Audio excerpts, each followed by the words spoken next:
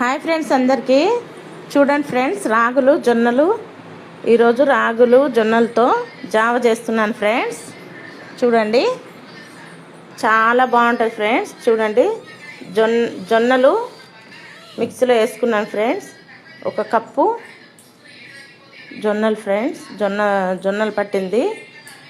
ఒక cup, half cup ఏమో రాగులు ఫ్రెండ్స్. రెండు కలుపుకొని రెండు మిక్స్ చేసుకోవాలి ఫ్రెండ్స్.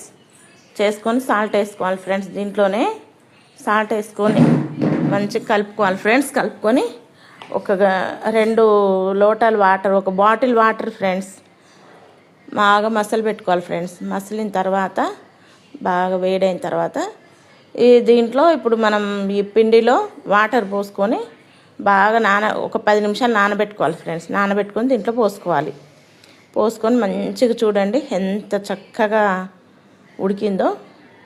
మంచిగా అట్లా ఉడుకోబెట్టుకోవాలి ఫ్రెండ్స్.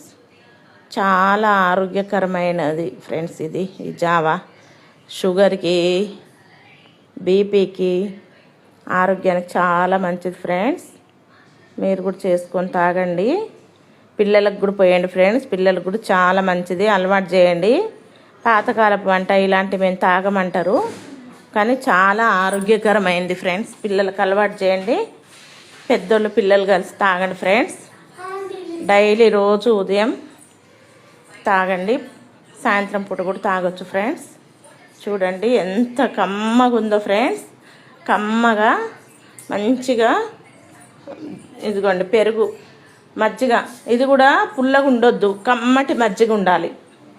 కమ్మటి మజ్జిగ ఫ్రెండ్స్.